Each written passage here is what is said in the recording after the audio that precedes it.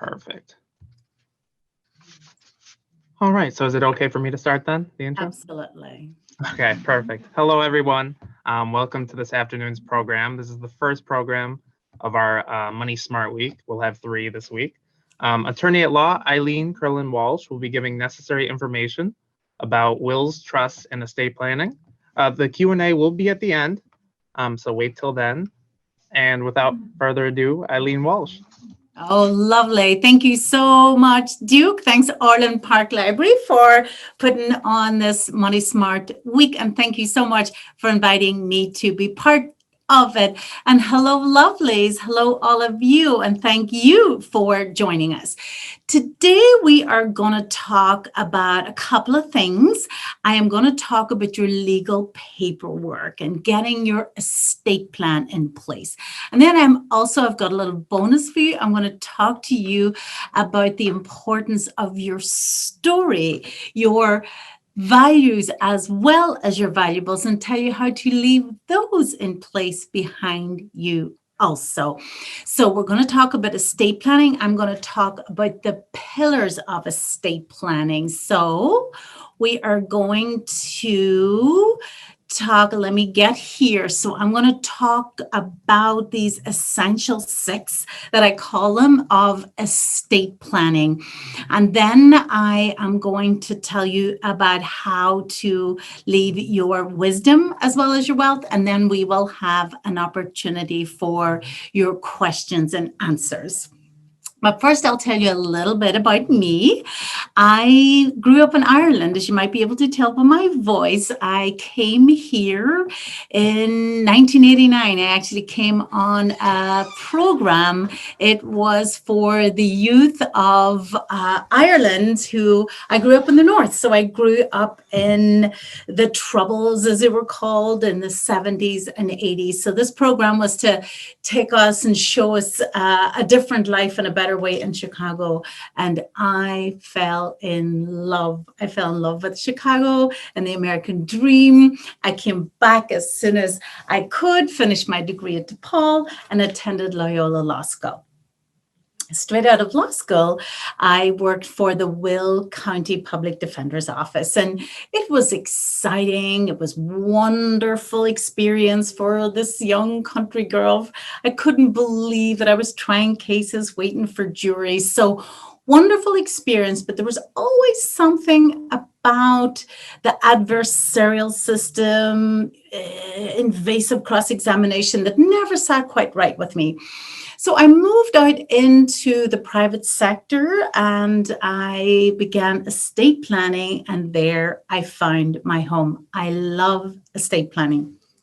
Estate planning is wills, trust, powers of attorney, probate, all of that good stuff. And I loved it. And I just love everything about it. I love you. I love your stories. I understand why you put off estate planning. It's hard. We have to talk about our family. We have to talk about what we have, what we don't have, what we made, what we lost. We have to talk about addictions and secrets. We have to let someone that we don't know really well intimately into your life so that they can help you. So I understand why we put it off. But I can tell you from 20 years of experience, everyone who gets their estate planning done comes and says afterwards, I am so relieved. That is a huge weight off my shoulder. And I get to feel so good about what I do. And I heard attorneys once described as either warriors or healers. And I thought to myself, aha, that's why I did not belong in the adversarial system in criminal defense. I am a healer, not a warrior. And healing is exactly what we do with estate planning.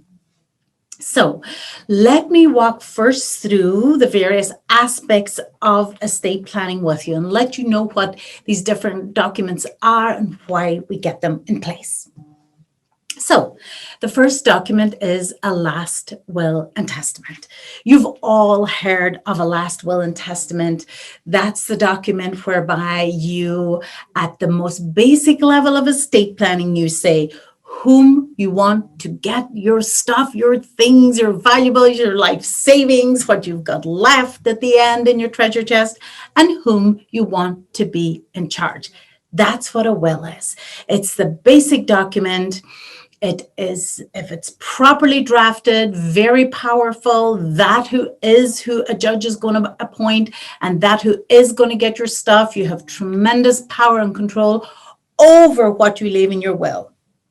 What many clients often find, however, and sometimes too late, is a will alone does not avoid probate. Now, a will, as I said, is a powerful document. It's certainly better to have a will versus no will, because then the state of Illinois or wherever you're located determines who gets your stuff. But a will alone does not avoid probate, and many of our clients want to avoid that probate. What is it? It's a court procedure. It's public. We have to, when we're taking you through probate, we have to put a claims notice in the paper, letting all and sundry know that you have something of value going through the system. So banks or Medicaid or credit cards or hospitals, anyone who's looking to get a little piece of your estate knows that it is out there. It costs money. There's filing costs, publication costs, and attorney's fees. You can avoid probate with a trust. And the most common type of trust that my clients use is a revocable living trust. You may have heard of this. You may already have a trust. Maybe your parents had a trust. A trust we think of as, again, if you use that, we have that idea of a treasure chest. So everything you have, your estate. What is your estate? Your estate is your home, your retirement accounts, your investment account, your insurance policies. It's your checking, your savings. Depending on your generation, you may still have bonds. You may have a credit union account. It's your business. It's your income properties. It's your out-of-state or vacation property. So your estate is everything that you own. And when we do that revocable living trust, we not just draft the trust, but we take everything that you have and we get it lined up with that trust. So if you have an out-of-state property and an in-state property, income property, we get them titled in the trust. If you have business interests, we assign those interests to the trust. If you have insurance policies and we want to do this type of planning, we are going to make the trust either the primary or the contingent beneficiary. If it sounds complicated, it is not. I always tell my clients, your estate plan is no more complicated than your life, than your family, and your assets. So when you come to me or another good, responsible, experienced estate planning attorney, I am going to look at what you have, what your assets are, how your family is, how everybody's doing. Is everyone healthy? Is anyone fearing the possible need of nursing home or a Medicaid bed? How are the children in your family? Any autism? How are the teens doing? How about the 20-somethings, 30-somethings? Any vulnerable marriages? Any unfortunate addictions? Anyone who has the best heart in the world but just is unable to manage their money? That we want to protect them from maybe predators, creditors, divorcing spouses. I take everything that you tell me. I take your story, because you don't come asking me about a will or a trust or powers. You tell me your story, your needs unfold through your story, and then we determine what you need and we make that recommendation. A revocable living trust is a very common estate planning vehicle, not just to stay out of probate, but to provide for all the family, keep everything private, save on income tax, save on estate planning and taxes. We save our clients not just hundreds, but thousands, sometimes tens of thousands of dollars. And if it's a taxable estate, hundreds of thousands of dollars. So you can see why I love this powerful healing area of law. There is so much we can do with it. Now, not everyone's going to want a revocable living trust. Some of our clients just want a trust for their home to keep that out of probate, and they're quite happy with a simple will and beneficiaries on each of their accounts. So I am not saying that all of you will need or want a revocable living trust. It's just having planned for 20 years in the southwest suburbs, Orland, Tinley, Oaklawn, Evergreen, Burbank, Bridgeview, all the places, that this is a very typical estate plan for the types of portfolio that you have accumulated after your life of working and saving. So trusts are wonderful. There is so much. I think I have a slide here. Let's take a quick look at it. The revocable living trust we just talked about, a residential trust, maybe just for the home only, or your income property and your home, but everything else you want to use beneficiary designations. Just remember that something is only your estate if it has no trust, it has no beneficiary, and is no joint tenant. So there's many ways to stay out of probate. And when you consult an estate planning attorney, they're going to tell you how to do that and what kind of a trust, if any, is right for you. Special needs trust planning. This is amazing. I love this law. Talk about healing. For those of us that have a vulnerable family member, a child, an adult with disabilities, a senior with dementia, Alzheimer's, the planning we can do with special needs trusts that are blessed by state and federal government is immense. You can make sure that what you want to leave to that vulnerable family member is completely protected, and any kind of benefits that they are receiving, they will not be interrupted or taken away. So they get if they're receiving any housing, any disability payments, if they're getting any kind of social security disability, if they're getting state, federal, county help of any kind with their food, their medical care, that can all be protected, not interrupted, and then they will have the benefit of what you leave for all their other needs with some responsible person or institution in place. Special needs trust planning is an absolute gift and a godsend for anyone who finds himself with those vulnerable family members. Children's trusts. We do these many, many times for the children that are still minors, maybe early 20s, still at their educational stage. Our grandchildren, if we're providing for little ones, we want to make sure that that money is protected from themselves until they reach maturity, prioritize for their education, and we make sure that no one who would want to relieve them of it because of their youth and possible irresponsibility would have any opportunity to do that. And pet trusts. This is something many people may not even be aware of, but I can tell you, again, having many, many years experience with trust planning, and a lot of people begin their planning when they become seniors. There are those who don't have family, or maybe their spouse has predeceased them, or they're estranged from family, or family lives very, very far away. Pets are everything to them. I will tell you from my own family, just this weekend, we got a new puppy. And last night I was reminded of the difficulty of a puppy as he was crying at 11 o'clock at night.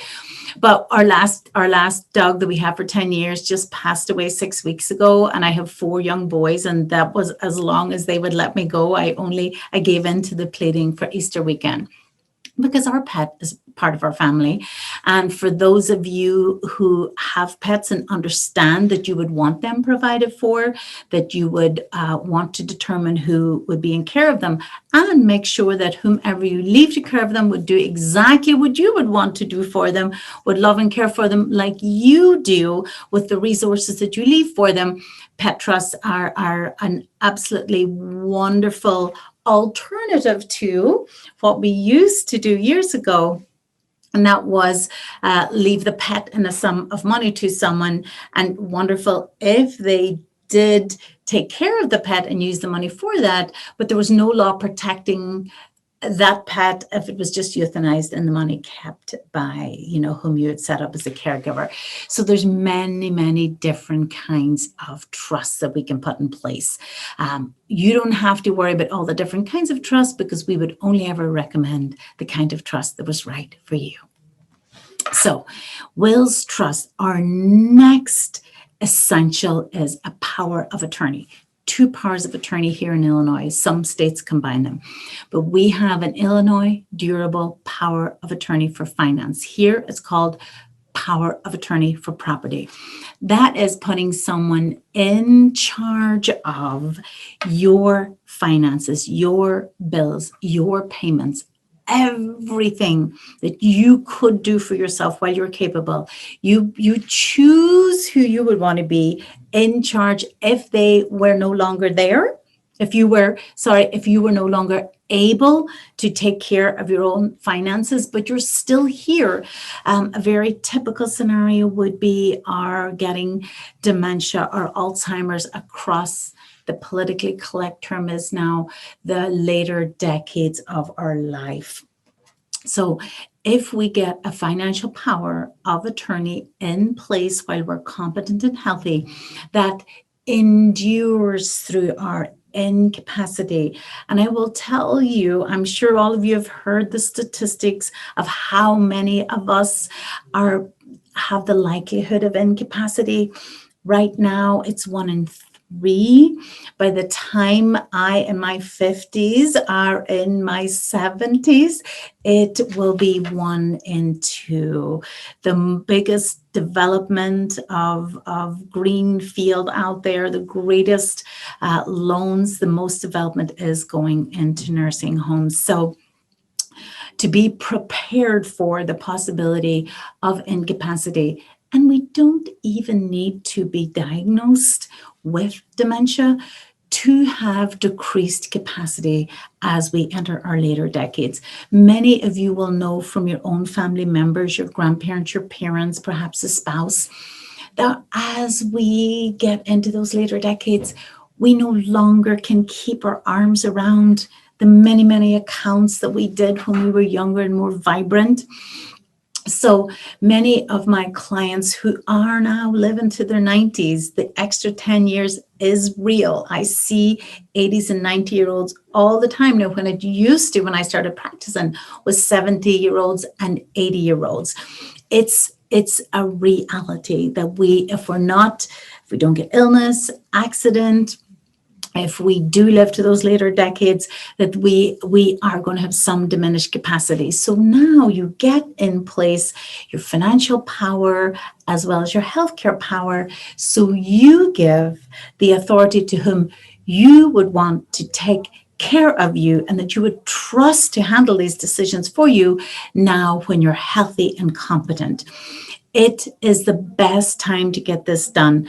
Yes, if we've had a diagnosis, there is a window of time during which we are able to get our documents done. But I will tell you, getting this planning done when you're competent and healthy and you can set it aside and keep on living your beautiful, vibrant life, that is how to get the best value out of your planning. So power of attorney for finance. The other power of attorney is, of course, healthcare. All of you will have heard of this. And what these powers of attorney do is, we talked about your trust and your beneficiary designations and your joint tenancies, avoiding probate. Well, there's another element to probate, not just death-related probate, but living-related probate, and that is guardianship. If you do not give your authority to someone in a power of attorney while you're competent and you do lose capacity and someone has to care for you physically and manage your money, they have to go and have you appointed a ward and then be appointed as your guardian. Now, for those who don't do any planning, this is an essential system in place to make sure the ward is well taken care of and not exploited. But I will tell you, it's a very invasive process. So if you have a family member that you would trust, you really do not want them having to go and get court permission for every haircut, for every purchase, for any vacation they take you on. It's really a gift to your own family to get the estate planning done. And if you're the daughter or son and you're thinking about your aging parents, this is a gift to you to help them get their estate planning done, because it's so much more expensive, so much more public, so much more invasive. And those of you who have taken care of a loved one in the later decades or with dementia, you know how hard that is, being the caregiver, especially if you're of the sandwich generation. If you maybe have your own children or grandchildren that you're taking care of, maybe a spouse with already some health issues, and then aging parents or an aging parent, it's extremely stressful. So the last thing you need on your plate at that time is to have to go into court and get everything approved that you want to do to help your loved ones. So be sure to get these powers of attorney in place. We talked about the financial power. The second is healthcare. Healthcare is exactly what you would imagine it is. You now give someone the authority to make your healthcare decisions when you're no longer able to. So we encourage you to have the conversation. Talk to your spouse, talk to your children, talk to your parents. Let them know what you would want. Would you want to be home? Would you want to be in a hospital? Would you want to be in an institution? What's your thoughts on pain? What's your thoughts on pain relief? What is your tolerance? What are your thoughts on end of life? All of that can be addressed in your healthcare power. Have the conversations, let your family know, get that all into the healthcare power of attorney. And I always tell my audiences, if you don't do any other planning, do these simple little inexpensive little documents that are going to make sure that you have given those who are going to give their time and energy and love to take care of you the gift of the legal authority to do so. I mentioned that you are able to give your family and your loved ones the authority to make an end-of-life choice for you. That now used to be 3 in the Illinois healthcare power. Now it's down to 2. Is quality of life more important to you, or do you want to stay alive regardless? What is your philosophy? Do you have spiritual thoughts about it? This is not you absolutely need to have end-of-life instructions or a living will, but if you know what you want, I say you absolutely need to let your family know, and you need to get it into your legal documents. Here in Illinois, when you're drafting, as I recommend, when you're healthy and competent, well in advance of the need for any of this, we do 2 things. We get that decision in your healthcare power, and we draft a separate declaration called a living will. The living will is your authority under your right under Illinois law to refuse treatment. And what you say is, if a doctor has determined that this life support you are on is the only thing that's keeping you alive, if it was withdrawn, you would die. If it's just death delaying, you want it to be withdrawn. You want to be allowed to die naturally with only the administration of comfort care. I will tell you, I have had hundreds, if not thousands, of clients say They want a living will because they had to make this decision for a spouse, a parent, a loved one, where they had to say, yes, today is the day that we'll withdraw the life support. And that's a powerfully difficult weight for them to take on, in addition to losing their loved one. So if you know you would not want to be kept alive that way, if it's the only thing that's keeping you alive, there's no possibility of regaining health or getting back to vibrancy, then get it into the legal document so that, one, you get to make the decision and you have your legal wishes and your end of life wishes granted, as well as the fact that you take this burden off your loved one's shoulder. So end of life instructions, super important to get in there also. Now, you will often ask me, what about a DNR? How does that fit in these advanced directives? Well, a DNR, do not resuscitate, does have its place.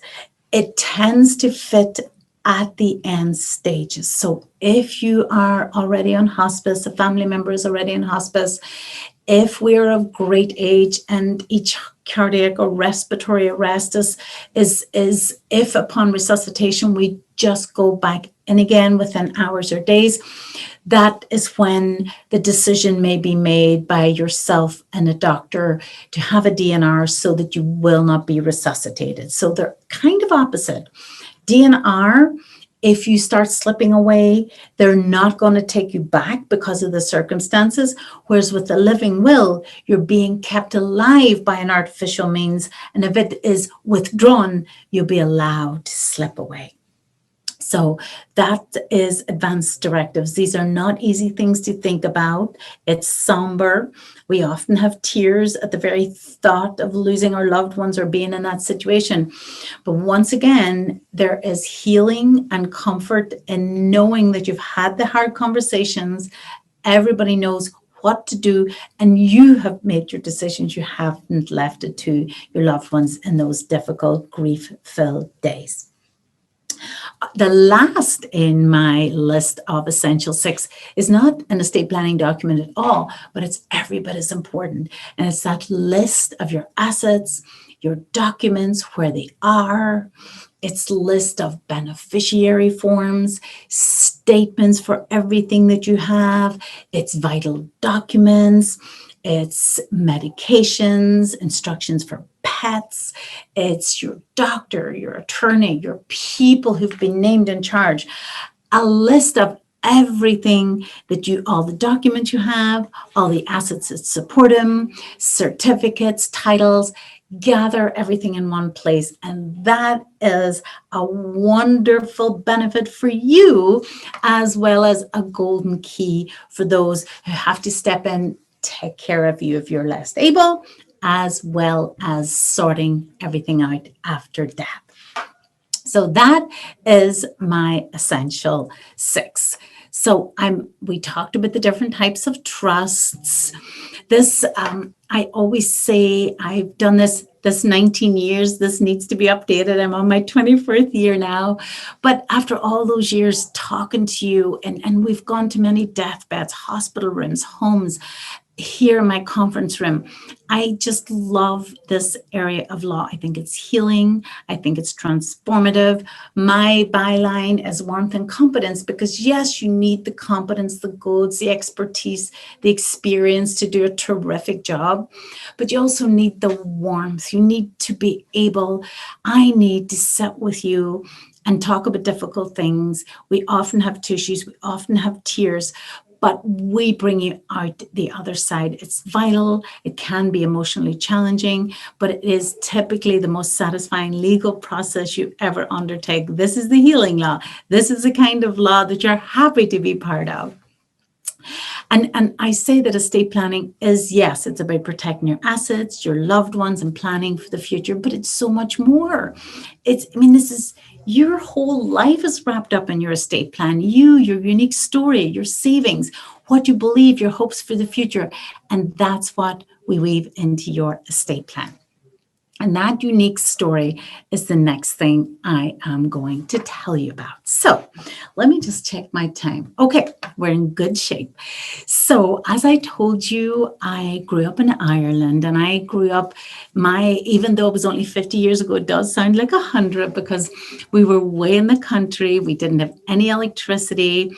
When I was little, no running water. We still had oil lamps and fires, and we had extended family. There was 12 of us children. We had my parents, an elderly aunt. We had neighbors who come in all the time. And we were just surrounded by stories. So all the adults told stories. We would have heard about banshees and ghosts, and heard about wars and survival and hungry and the clergy and often cruelty. We heard about survival. We heard about superstition, fairy rings. So I grew up with story and was always fascinated by it. And when I became an estate planning attorney and began sitting with you, even in the criminal defense system, heavens, the stories will stay with me forever. But as I said to you earlier, when I sit with you and we're talking about your life and your family and what we need to plan for and any difficulties, your needs unwrap through your story. That's how I know what you need to do. But when you're telling me your stories, I hear so many interesting things about your life. So I'm going to go to this one slide because this talks about the things that when we hear about divorces and cancer and your survival and about addictions, I hear about your immigration stories. You tell me about your businesses, what field, about success, about faith. There are so many things. Me too, in recent years, I have had you share those stories with me. So I often thought it's such a shame that we tell our stories and through them I get to know you, but then we just do the legal documents and we leave the story on the shelf. So since 2006, I have developed this ancient document, made it modern, turned it into a program called an ethical will or a legacy letter.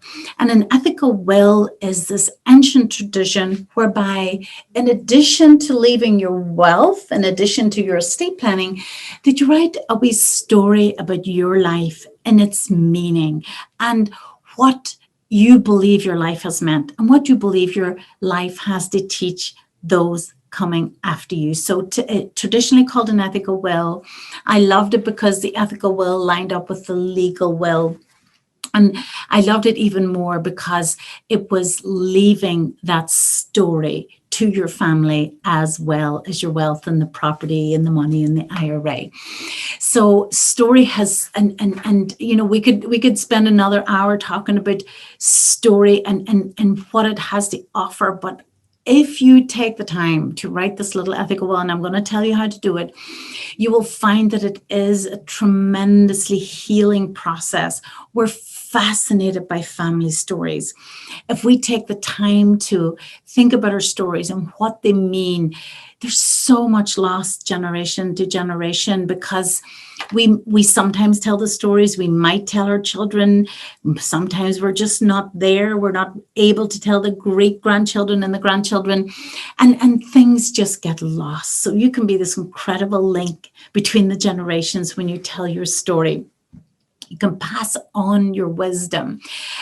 Now, as valuable as story is, most of us do get bogged down if we sit down to write about our life. So you must write it with discipline. And that's where an ethical will comes in. So, I love this. I love this. I put it in my little program that, that storytelling is so democratic. Our assets might be different. I've had many people say to me that, I don't need to do well because I don't have anything. I have nothing to leave. And I always say, yes, you do. If nothing else, you've got your story to leave. And stories are completely equal. The farmer, the president, the story has as much to teach. And every one of your stories, no matter where you've come from, what you've gone through, sometimes it's our difficult things that we've gone through where we where we learn the most. So I love this little slide of the generations passing down the stories to the babies. So I developed this program, Share My Legacy. It's a way to leave that story, to tell the story with a disciplined structure, heal. There is so much healing in writing about the difficult things you've gone through, what you've learned from them. I've had clients write about something that happened as a teenager that was so frowned upon, but things are different now that they could never talk about. We hold the bad, difficult things that we were very, very ashamed of up to the light and see them in a new way, so we can feel healed and forgiven through writing our story. And everything that we learn from it, we get to pass on. So the Share My Legacy program that I have developed goes through, it's just a 20-page letter. And I teach you how to start it, how to my darling children, to my beloved husband, to my unborn child, how to write it, how to set it up in the first paragraph with your place and time. See how my time is. We talk about just some stories from maybe 3 different stages of your life, from childhood, teenage years, early adult years, depending on where you're at. We write a story about something difficult we went through, what we learned. And just remember, the intent of this letter is to teach the meaning of your life to those coming after you. It's not just to tell the story. We tell the story, we mine it for its message, we think about what we learned, what it taught us as a person, and we pass that on to our children, our grandchildren. It's a beautiful process. What are our values, our beliefs? Is it faith? Is it education? Was it service? What was it? Was it faithfulness? Was it friendship? Was it being a parent? What was it that was the meaning? What is the value that you lived your life by? And then just tell the story to support it. Then we move on to what you were really proud of, your accomplishments, your words of wisdom, those little pearls. I walk you through this system with my program because I teach you that you can just spend half an hour in this. I don't care how much you want to spend 3 hours on your first baby, because we keep you moving through the process. Because if you get bogged down or overwhelmed, this project will never get finished. Then we go to your hopes and blessings for those coming after you, and we wrap it up with a declaration of your love. And I say to you, leave nothing on the table. Tell those whom that you love, that you're writing this for, how much they mean to you. And I can tell you, as valuable as writing your legal will is, if you write this ethical will, this legacy letter, it's every bit as valuable for those coming after you as the material things you leave them. And I would even go so far as to say, sometimes even more. So I will now take your questions. We can, let's see, I think you can just jump in. Are you still on the call, Duke? Yes, I am. So okay. I do see that. Go ahead, Duke. I do see. Do you see your Q&A box? Can you click that for yourself? There seems to be a question right in there for you. Oh my gosh. All right, let's jump right in here. So one of our attendees has said, I found will documents online and filled it out myself. I had it notarized and witnessed. Is there any disadvantage to that? I left everything 50-50 between my sons, had contingents, listed as my sisters. Okay, and you understand what the persturbance means. So is your name Eileen, or were you writing this to me? I'm going to assume you're Eileen also. So one of my friends said I should have an Eileen Facebook group, because I have about 30 people on my Facebook group who are all named Eileen. So anyway, let me get to the answer to the question. If everyone followed the instructions with these online programs, they might be okay. But I will tell you 2 things that I have found with the popularity of these legal Zoom and typical programs. even the most sophisticated engineers make mistakes with these documents. And the reason they do that is that they don't deal with estate planning every single day. So I have found people who will name executors, but they forget to name backups. They will say they leave everything to their children, but they don't do, as you did, Eileen, understand the persterpes. We ask you difficult questions like, what happens if what happens if one of my children predecease me? What happens if one of my agents moves out of town? We do a lot of anticipating because we know what can happen. And we put a lot of succession language in there. What if the plane goes down and everyone that you've named in your will is gone? So that's the two problems. Actually, there's a third that I see also. So there is, because you don't do this all the time, you can miss a witness, you can miss a notary, even though wills notarized is not required in Illinois. It's on there because these are often generic for every state. And therein lies the third possible problem, Eileen. And that is sometimes they're not specifically written for Illinois or even the county in which we're in. Case in point, I had a LegalZoom recently that said, I am of sound mind, but it didn't say of sound mind and memory. My Cook County judge would not admit that will because it didn't say of sound mind and memory, which our probate law requires. So sometimes they're so generic and they try really hard to hit everything, but they're not always going to be up to date with the laws in every state too. So not being state county specific, as well as the possibility of errors when you don't have a professional, and just not thinking through all the way are some of the disadvantages, since you asked me for that. So you're kind of taking yourself into a little bit of a no man's land. You're getting yourself into a little area that you don't have expertise on. And unfortunately, if mistakes are made, it's going to be too late when they're discovered. Now, Kim has said, oh, this is about the little offer, include the power of attorney. It does not. However, Kim, powers of attorney are relatively inexpensive for my office. Powers of attorney are $175. So if someone comes to me, I'll often say, and they just kind of want to start dipping their toes into the world of estate planning, I will say, let's get your powers of attorney done first, because they're just for you. They're for the care of you. They're not about after death. They're just about the care of you if you're still here, but unable to.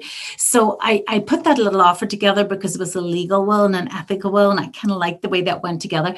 Plus, a legal will is really important to have in place. Even if you have a trust, you will always still have a legal will, but it does not include powers of attorney. If you want to know more about powers of attorney, trusts, trust administration, probate, any of that, it's all on my website, or any of you are welcome to call my office. Typically, what I also offer my attendees, and it's so lovely to be speaking again, because all of 2020, I never got hardly to speak at all. We really only in the fall that we start kind of getting up and going with the Zoom. But I usually offer some time with me complimentary to my attendees. So if you call my office, our consultation is $175.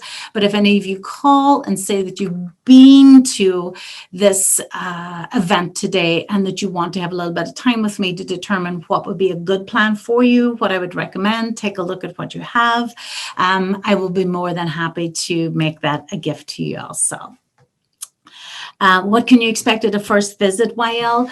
Well, I don't, and what should you bring? That is such a good question, because often, people coming for estate planning think that they have to pull all their finances together, all the beneficiary designations, if they have a deed for their home. You don't need to bring anything. I always say just bring yourself, because one, we have to get to know each other. We have to trust each other. We have to know if we're going to work together. And you have to tell me your story, and I have to hear it. So I think in that first hour, typically a first consultation is, we just get to know each other. And I will determine from what you tell me what I think you need, and then I'll let you know what my recommendation would be, what the cost would be, and if we want to go forward, then what you need to start putting together. It is a comprehensive process. I had a gentleman ask me one time, well, can you not just do the documents for me without me telling you what I have? And I said, no, I can't, and I won't, because I want to be able to make sure that you don't just do a list of documents here and think that means that everything is going to go by the documents, and then discover that you have a power of it, that you have beneficiaries on everything, and they may not even be the beneficiaries that you want to get. But sometimes people don't understand that a will or even a trust is not going to do what you want it to do unless you line it up with everything you have. So I consider it my job to know what you have and make sure it gets lined up with the trust, that the trust becomes the owner, the beneficiary, the contingent. And one other thing I believe is my responsibility also is not just your peace of mind, which I guarantee you, but family harmony. And too often people fall out over wills and fall out over trust. You may have heard that where there's a will, there's a way too many relatives looking for money. It can be true, even though I believe in human nature and there's more good than bad. It's the more thorough you do with your estate plan, the more chance is there will be the family harmony after you're gone that you want to maintain, because everything is locked in. It's written in stone. It's properly done, can't be changed, and everybody knows where they stand. So that's why I think it's such a good idea to get it done. The cost of a revocable living trust. So it's a big question, and I'm certainly going to answer it. So when we say we do estate planning, and this is probably the difference, going back to Eileen's question about whether we would do a document as a commodity online, and what the difference is as to going to an experienced estate planning attorney, is that we plan what's the best for you.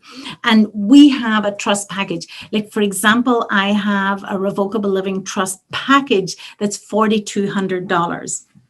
That certainly is a substantial investment in your part, but that it's not just a document. One, it's all the planning that's going to go into that document and everything that we weave into it. It's me charging you with finding everything that you're going to need to find and getting everything lined up with that, and us making sure that happens. We collaborate on that. It also involves the ancillary trust documents like certificates and affidavits, assigning your personal property into the trust. It includes pour over wills, because even though we have a trust, we still need a will. No longer a simple will, but a pour over will saying, I leave everything to my trust just in case something is outside the trust after you pass.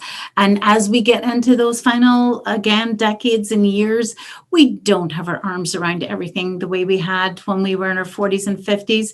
And it's not unusual to find that we inherited something that we just didn't have the strength or the time or the ability to get into our trust. So that's what the pour over will is for. We also include with that package powers of attorney for finance, powers of attorney for healthcare, your living will that we talked about earlier, your HIPAA release, ever so important. Even a flipping healthcare power of attorney is not enough to get around the privacy laws. We need to include that HIPAA. And then I would say, what is as important, YL, as all of that planning and all of those documents, is getting everything lined up and then maintaining it. I will tell you, an estate plan is not even a one and done. So if you got a trust done 20 years ago, you need it reviewed. If you got a trust done 10 years ago, you need to ask yourself, well, did our home get in? Maybe we sold our home. Is there a new home in? If you bought property in Florida or Tennessee, which is now becoming the most typical or the most popular retirement place, I'm finding, is that in your trust? Is the trust the owner? After maybe your spouse passed, did the trust get moved up from contingent beneficiary to primary beneficiary? So Estate planning is an investment of your money and your time. It's not, I don't consider it a document. I don't consider it a commodity. I consider it every bit as important for your life and your family and your future as your financial planning and your accounting. So you don't go to an accountant once or 3 times in a lifetime. You don't, you know the importance of seeing your financial planner regularly. So that's why it's important that you get an estate plan. If you don't, if you have never had one and you want to just get started, you can absolutely start maybe with powers. Absolutely start with a simple will, because a simple will is better than not having anything. And maybe slowly but surely move into the revocable living trust package.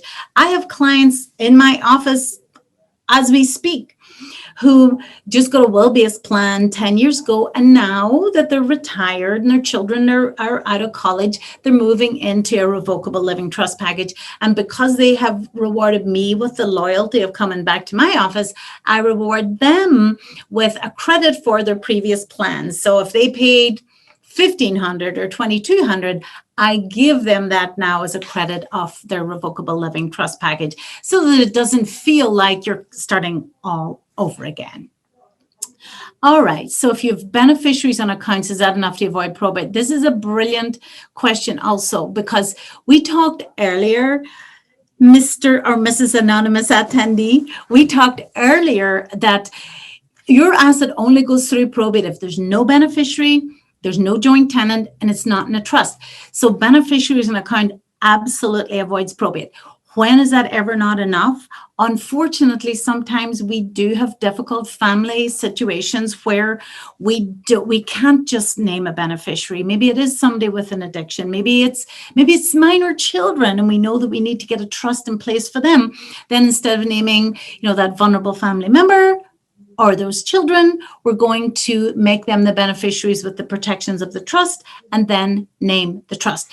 But if you have nice, competent, healthy adults and your estate is not taxable and you name them as the beneficiaries, absolutely that avoids probate. And for many people, that is the case. Now, if you are taxable, and right now it's hard to be taxable, you need to have more than 4 million in Illinois, more than 11 million federally. But of course, we do have clients who are taxable.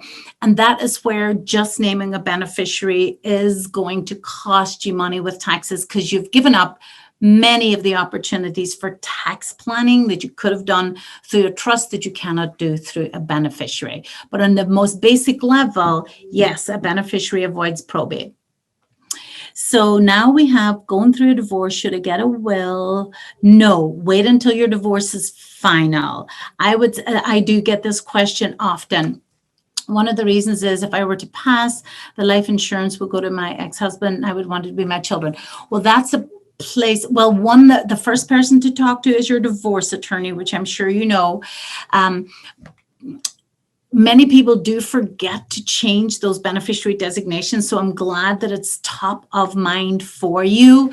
But I think that I advise people when they ask me this question, change beneficiaries if you need to, but maybe wait until you have the peace of mind that will come when that dissolution process is over, and be able then know that you can move your property where you want to, name who you want to, and not have any complications. So talk to your divorce attorney and maybe wait unless there's illness also. Oh, will the webinar and slides be available? Can I ask you that question, Duke, after our event? Yes, absolutely. Absolutely. Okay, wonderful.